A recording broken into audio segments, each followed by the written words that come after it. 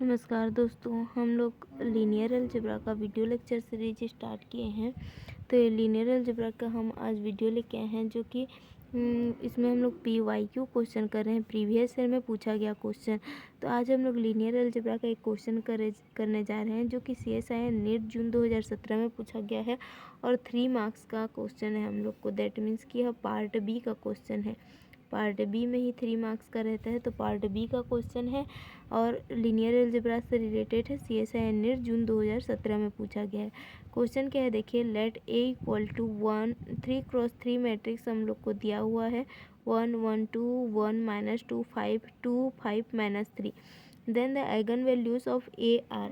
इस A का eigen value क्या क्या पॉसिबल हो सकता है उसको हम लोग को निकालना है। ऑप्शन ए में दिया है -4 3 -3 4 3 1। ऑप्शन सी दिया हुआ है 4 -4 प्लस माइनस √13 और हम लोग का डी दिया है 4 एंड -2 प्लस -2 √7।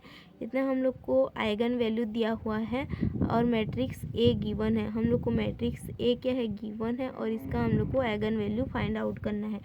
तो सबसे पहले हम लोग इसका डायरेक्टली कैरेक्टरिस्टिक इक्वेशन निकाल के वहाँ से आइगन वैल्यू निकाला जाता है।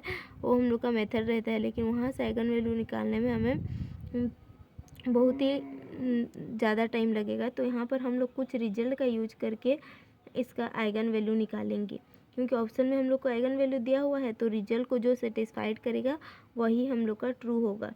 तो सबसे पहला रिजल्ट हम लोग यहाँ पर क्या ले रहे हैं, रिजल्ट। हम लोग रिजल्ट पहला रिजल्ट हम लोग क्या जानते हैं, sum of eigen value equal to trace of A. Sum of eigen value equal to trace of A पहला रिजल्ट हुआ। तो यहाँ पर हम लोग ट्रेस निकाल लेते हैं। ट्रेस ऑफ ए हम लोग का क्या है 1 -2 और -3, इन सब को ऐड करेंगे 1 -2 -3 तो हम लोग का मिलेगा -4। दैट मीन्स कि यहाँ पर जो हम लोग का ऑप्शन ए बी सी और डी, इस रिजल्ट के द्वारा हम लोग इस ऑप्शन में आइगन वैल्यू का ऑप्शन दिया हुआ है तो इन सब को अगर ऐड करेंगे वो -4 के इक्वल नहीं है, तो हम लोग का ऑप्शन जो है जो भी इक्वल नहीं है वो रॉन्ग हो जाएगा। तो ऑप्शन ए को सबसे पहले हम लोग ऐड करेंगे। ऑप्शन ए को देखिए, option A -4 + 3 -3 which is equal to -4। तो ऑप्शन ए हम लोग का हो सकता है आंसर। और ऑप्शन बी को हम लोग ऐड करेंगे तो 4 + 3 + 1 which is not equal to -4, -4 के इक्वल नहीं है, तो ये हम लोग का आंसर नहीं होगा। ऑप्शन सी को हम लोग जोड़ेंगे, तो ऑप्शन सी को हम लोग जोड़ेंगे, ऑप्शन बी नहीं हो सकता, ऑप्शन बी हम लोग का नेगलेक्ट हो गया।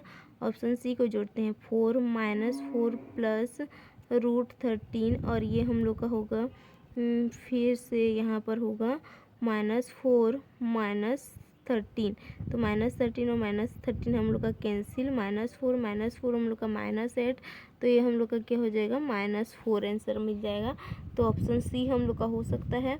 और ऑप्शन डी में जाते हैं हम लोग। ऑप्शन डी हम लोग का क्या है 4 -2 + 2 √7 -2 + 2 √7 और हम लोग का फिर -2 -2 √7, ये और ये वैल्यू हम लोग का कैंसिल, यहाँ से हम लोग का ये वैल्यू हो जाएगा 0। तो यह भी -4 के इक्वल नहीं है, which is not equal to -4, -4 के इक्वल नहीं है, तो यह भी वैल्यू हम लोग का पॉसिबल नहीं है।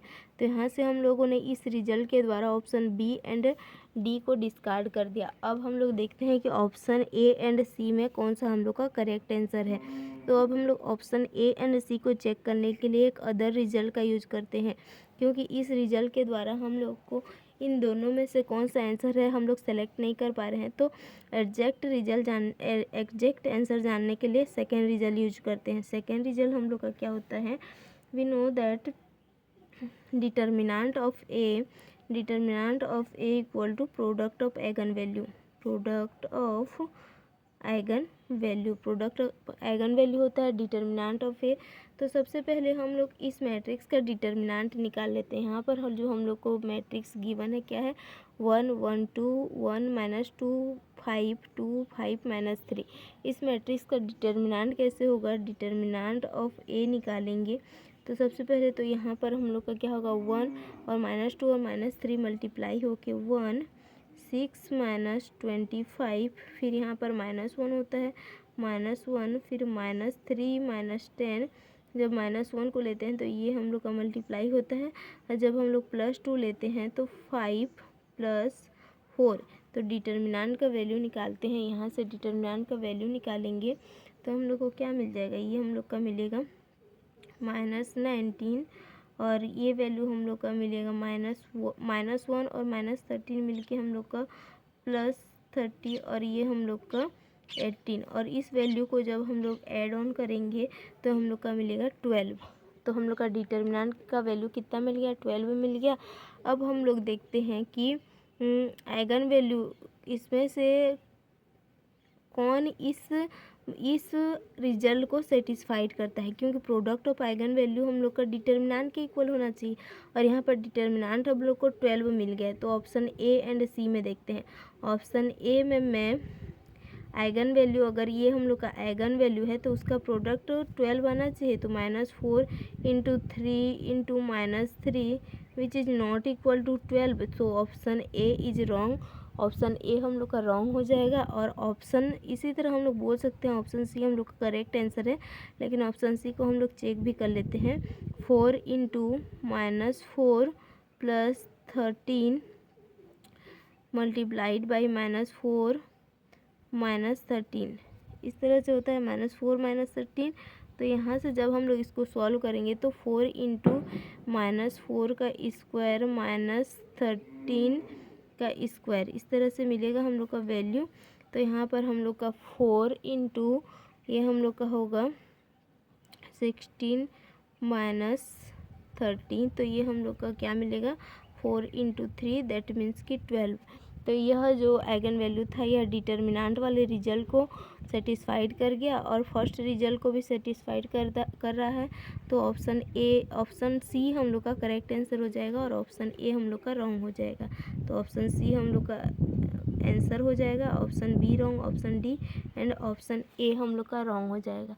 तो इस तरह से इस क्वेश्चन का आंसर हो गया ऑप्शन सी, 4 -4 + -13। ये मैट्रिक्स दिया हुआ था, उसका आइगन वैल्यू हम लोगों ने इन दोनों रिजल्ट के द्वारा निकाल लिया। तो इस तरह का और भी क्वेश्चन हम लोग लेके आएंगे, हमारे साथ जुड़े रहिए। So thank you very much.